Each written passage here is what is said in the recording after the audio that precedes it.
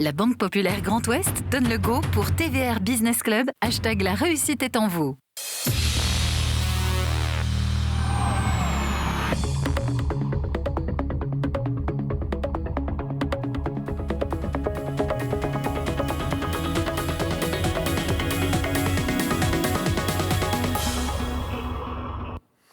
Bonjour à tous, soyez les bienvenus sur ce plateau depuis l'Atrium pour ce nouveau rendez-vous du TVR BPGO Business Club. Vous le savez, l'économie décryptée par ceux qui la font, et nous allons durant 26 minutes aujourd'hui nous plonger auprès d'un acteur majeur du travail en France. Nous sommes très heureux d'accueillir Samuel Tual, le président fondateur d'Actuel Leader Group. Samuel Tual, bonjour. Bonjour Stéphane. Merci beaucoup d'avoir accepté cette invitation, parce que votre parcours force le respect. On va voir cette relation très étroite que vous avez eue avec votre père, mais vous avez aussi entrepris plein de choses avant de monter cette très très belle réalisation. 1,2 milliard de chiffre d'affaires, 470 agences, 2900 collaborateurs, 120 000 intérimaires, car c'est vraiment la thématique et le cœur de sujet qui nous intéresse aujourd'hui, et 22 000 clients. On parlera aussi de la voile, parce que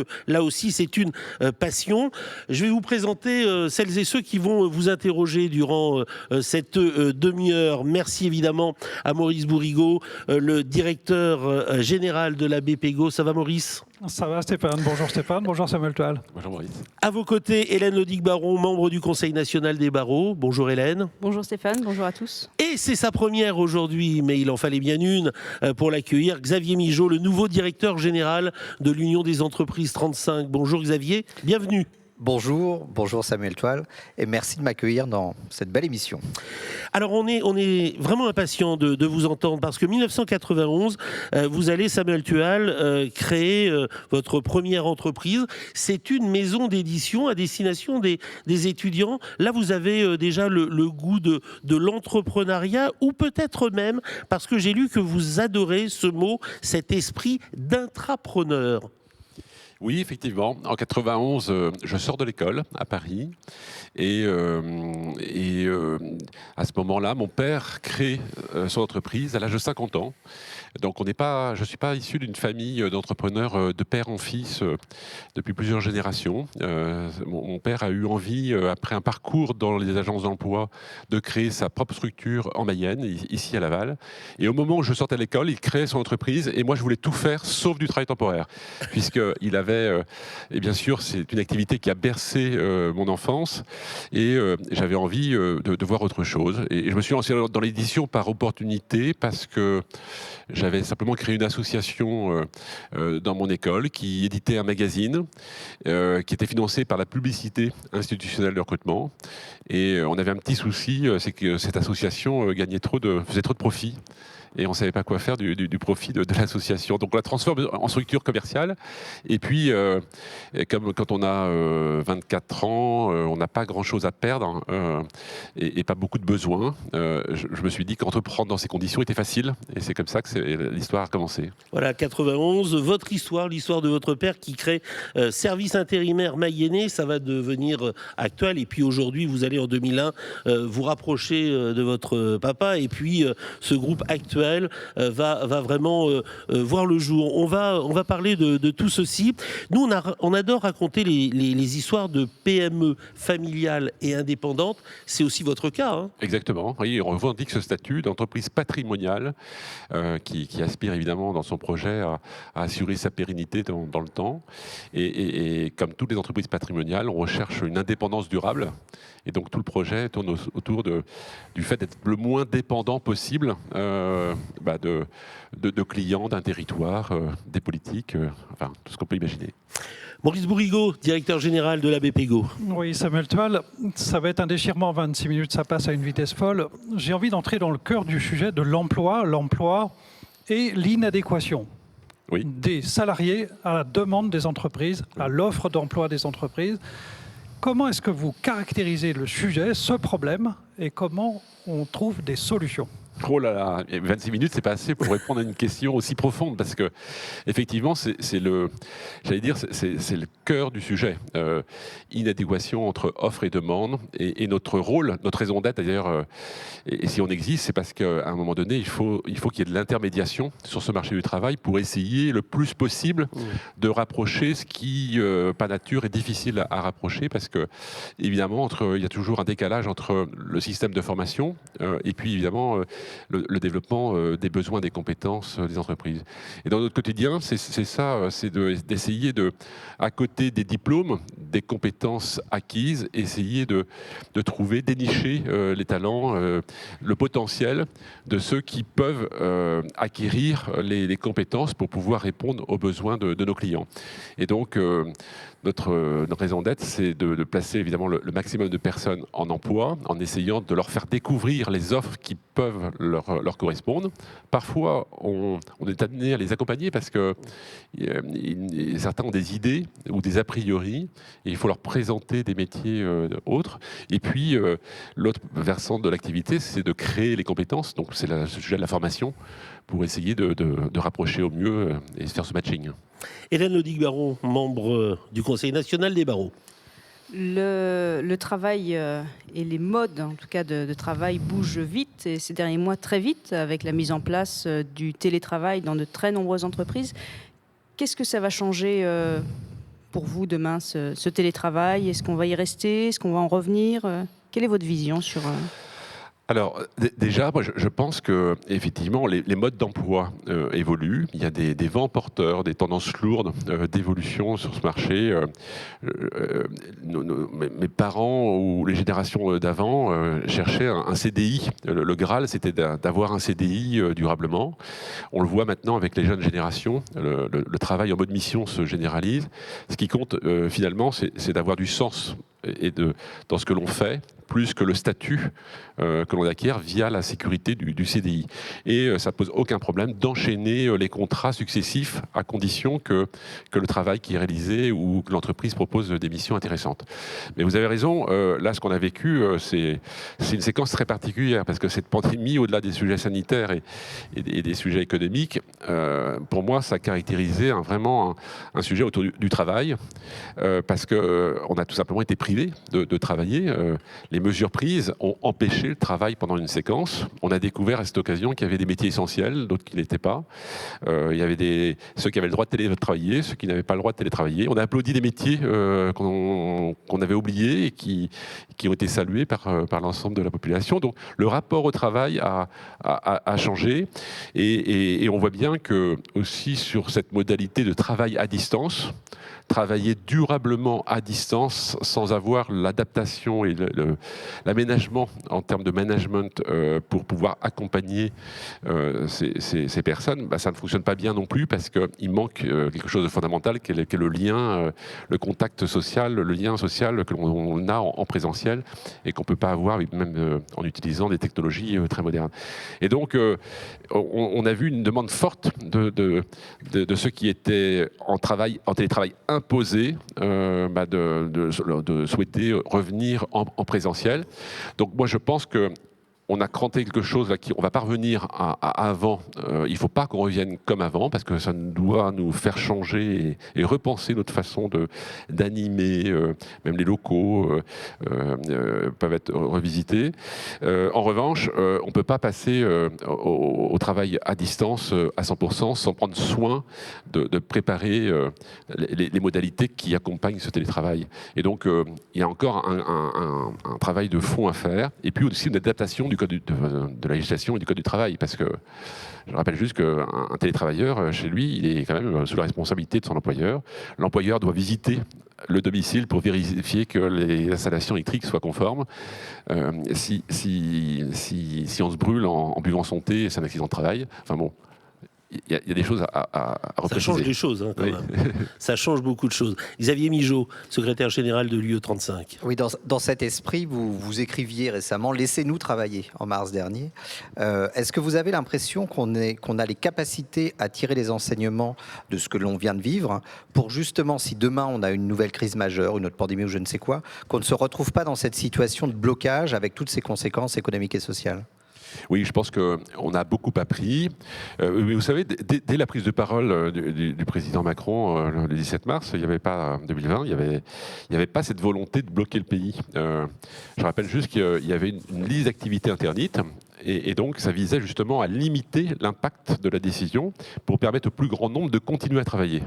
Simplement, dans cette séquence de communication, on a entendu on est en guerre à plusieurs reprises, restez chez vous à plusieurs reprises.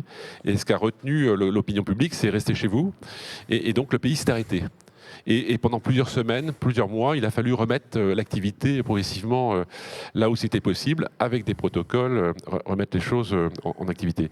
Et on a vu que le deuxième confinement n'a pas eu les mêmes conséquences, puisque évidemment l'apprentissage de cette première étape a été intégré, et puis le troisième encore moins, maintenant un niveau d'activité assez soutenu dans le pays.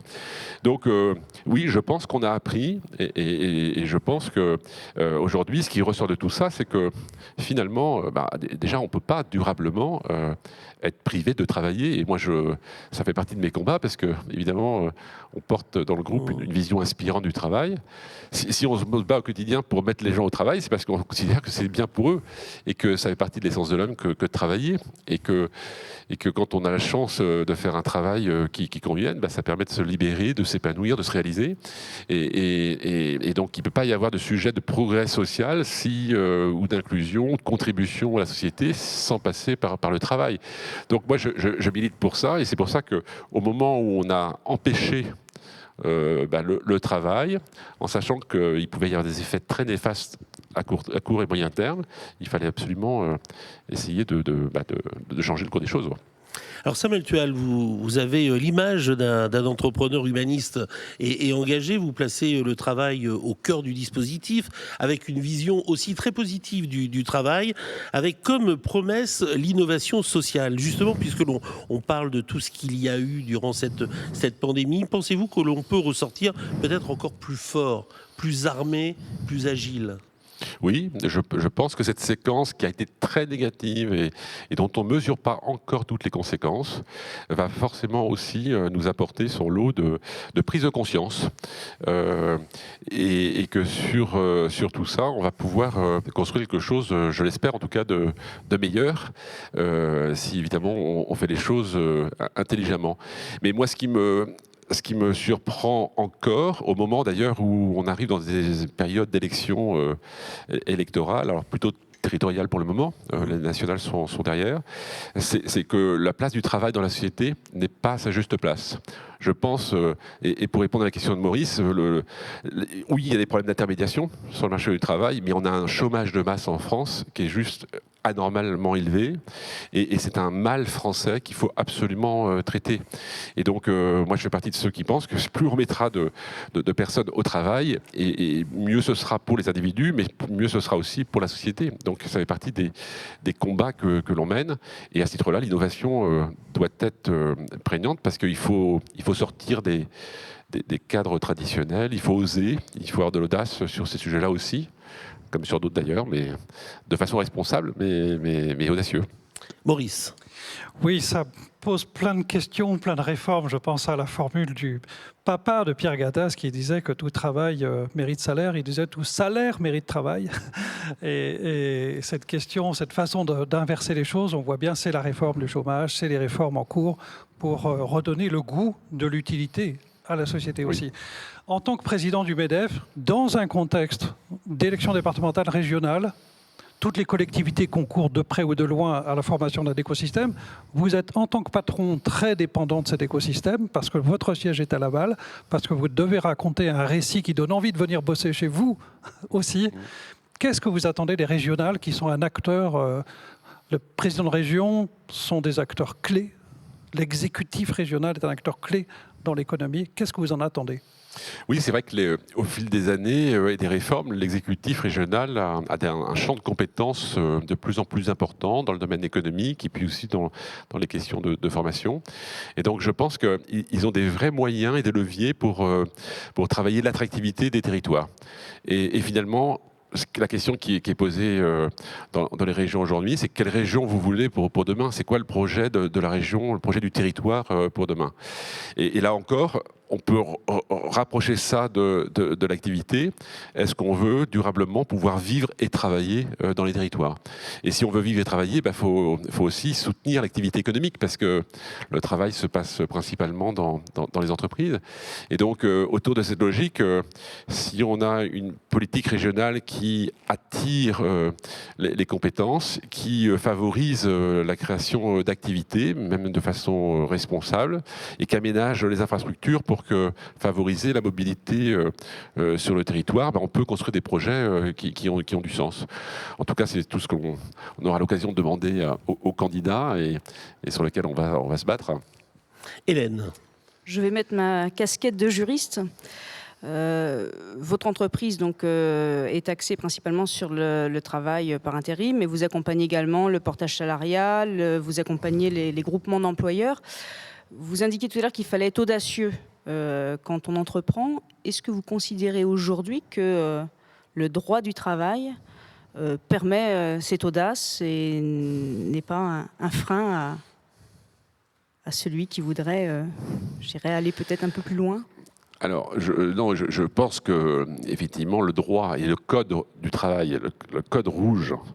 J'avais dit en 2017 que ce que devait promettre le président de la République, le futur président de la République, c'était de brûler le code rouge pour le réécrire. Et effectivement, il a grossi au fil des années. Le nombre de pages est indigeste. On devrait tous avoir un code du travail dans la poche quand on travaille. C'est juste le contrat qui nous lie. Et aujourd'hui, c'est juste illisible. Et effectivement, ça peut pas rester comme ça. Mais en revanche, depuis quelques années, il y a eu quand même des réformes de fond qui ont considérablement assoupli les choses. Donc moi, je pense que c'est avec le contexte qui nous est donné aujourd'hui, avec les formes d'emploi qui sont proposées, je ne suis pas sûr que ce soit des sujets de modalité qui empêchent. Je pense qu'on est plus sur des sujets d'adéquation du système de formation, de cette accélération des transitions et des mutations qui s'opèrent, et qui fait qu'il faut qu'on change 2-3 choses pour permettre ce rapprochement, mais que le sujet du droit en tant que tel peut être en l'état conservé. Il y a juste un principe qui m'agace particulièrement, c'est le principe de précaution, en lien avec les aspects juridiques. Je pense que par rapport à ce qu'on disait tout à l'heure sur l'audace et l'innovation, le principe de précaution tel qu'il est aujourd'hui, qu'il existe dans la Constitution et dont on peut l'interpréter, il empêche tout. Et en tout cas, moi je pense que si on appliquait le principe de précaution, je ne pourrais pas être un employeur et faire travailler 120 000 personnes par jour. Je préfère beaucoup plus le principe de responsabilité qui permet à tout moment de dire voilà, on fait les choses de façon audacieuse, mais de façon responsable. Est-ce que c'est bien pour la société? Est-ce que c'est bien pour les individus? On ne peut pas faire n'importe quoi. Mais le principe de précaution, si on l'applique, d'abord on n'embauche plus personne, parce que c'est aujourd'hui le risque pénal et dans le droit du travail existe, et évidemment ça limite tout développement et ça empêche. Il nous reste 7 minutes, décidément, ça passe trop vite. Xavier, j'en profite, vous avez parlé, Samuel Tual, d'innovation. Je veux juste préciser qu'en matière de travail temporaire, vous avez été la première formation et le premier groupe à être certifié norme ISO 9001. Xavier. Une question peut-être plus personnelle, mais la réponse sera peut-être longue, mais vous parlez du dirigeant comme acteur du bien commun, et oui, c'est inspiré de la doctrine sociale de l'Église. Oui. Est-ce que vous pouvez, vous l'incarnez, mais est-ce que vous pouvez peut-être en dire quelques éléments, parce que c'est fondamental, il me semble, dans la façon dont vous dirigez votre entreprise? Je pense que ça fait partie effectivement de ma personnalité et puis aussi de mon éducation. J'ai des racines chrétiennes qui ont dû effectivement à un moment donné forger ma façon de penser. Et effectivement, ça rejoint un petit peu la vision inspirante du travail. Comme je pense que travailler, c'est utile, c'est bien pour l'individu, j'imagine la relation après au travail d'une certaine façon. Et c'est vrai que la doctrine sociale de l'Église est assez inspirante de ce point de vue-là, avec notamment sur les aspects économiques, des sujets très intéressants autour de la maison commune. Continuer à développer, travailler la croissance, mais sans altérer aussi la planète et qui nous a été donnée. Et donc à un moment donné, cette écologie humaine qui nous est proposée me paraît très intéressante et surtout très d'actualité après la séquence que nous venons de vivre. Et donc mais vous savez, le sujet que vous évoquez là, je crois que si je suis devant vous aujourd'hui, et si à un moment donné j'ai rejoint mon père dans l'entreprise et développé l'entreprise, c'est parce que j'avais cette conviction profonde de ce que l'on fait est utile. Et vous avez cité des chiffres, 120 000 personnes accompagnées, c'est pas mal, mais c'est tout petit à l'échelle des 10 millions de personnes qui auraient besoin de nous d'une façon ou d'une autre pour être accompagnées. Et donc si on a un projet de développement, c'est parce que on a envie de le faire plus, tellement on a un métier intéressant et utile. 2001, on va prendre cette date pour refermer vraiment et donner les 5 dernières minutes à un vecteur qui nous intéresse tous, hein, le vecteur de la voile. C'est cette rencontre que vous avez eue avec Yves Le Blévec, qui est un skipper de renommée. Vous avez lancé un véritable plan voile pour votre groupe. La voile, c'est un vecteur qui permet de créer des émotions, de se surpasser, d'afficher de belles valeurs. C'était indispensable pour vous d'aller dans ce secteur-là ? Je suis dans une maison, je ne vais pas vous faire le chapitre de ce que peut apporter la voile en interne et en termes de communication, mais je voudrais juste revenir sur l'année 2001, parce que l'année 2001, c'est l'année de la création du groupe. Avant 2001, je n'étais pas dans l'entreprise, c'est mon père qui avait construit les 10 premières années, et c'est en faisant du bateau, dans la baie de Quiberon, qu'on a eu l'idée de se rapprocher. On avait chacun notre activité, et on a créé le groupe à ce moment-là. Et Yves Le Blévec, honnêtement, quand on l'a rencontré, quand il nous a sollicité pour l'aider à financer sa première transat, son rêve dans la vie, c'était de traverser l'océan Atlantique. Il l'avait jamais fait. On lui a filé un coup de main, mais c'était pas calculé, c'était pas stratégiquement écrit que la voile était un support. C'était juste se dire, ce gars-là, il a envie de réaliser son rêve, on va l'aider à réaliser son rêve. Et puis l'histoire s'est poursuivie parce qu'il a juste tenu ses engagements. On a construit après un bateau pour lui. Il avait dit qu'il gagnerait la course, il a gagné. Donc on en a fait un plus grand. Et puis quand on regarde l'évolution de l'entreprise, le nombre d'agences, le nombre de collaborateurs, il y a une corrélation parfaite entre les chiffres clés du groupe et la taille du bateau. Donc je ne sais pas dans l'histoire qui nourrit qui. Est-ce que c'est l'entreprise qui permet à Yves de réaliser son projet ou si c'est lui, par son talent, qui nous permet de grandir. Mais en tout cas, c'est gagnant-gagnant. Ça marche. Ouais. Voilà, et vous avez créé le team actuel. C'est forcément Maurice Bourrigaud, armateur, quelque chose qui vous parle et cela donne sur l'eau vraiment de sacrées machines. Oui, et puis vous avez connu des aléas, donc vous êtes sur une course de très long terme, sur un bien commun, l'océan, et c'est vrai que ça raconte une magnifique histoire.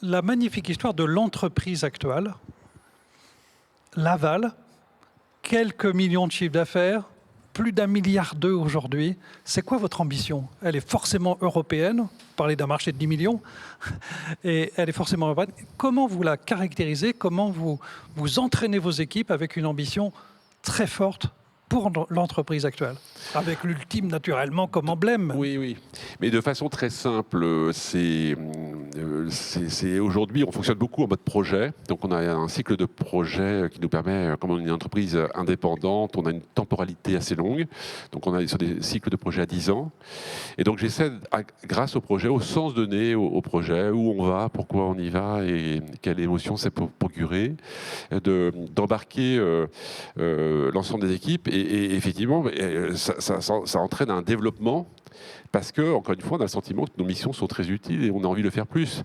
Et comme on a envie de le faire plus de façon indépendante, à un moment donné, on s'est rendu compte qu'on était quand même un petit peu dépendant du territoire français.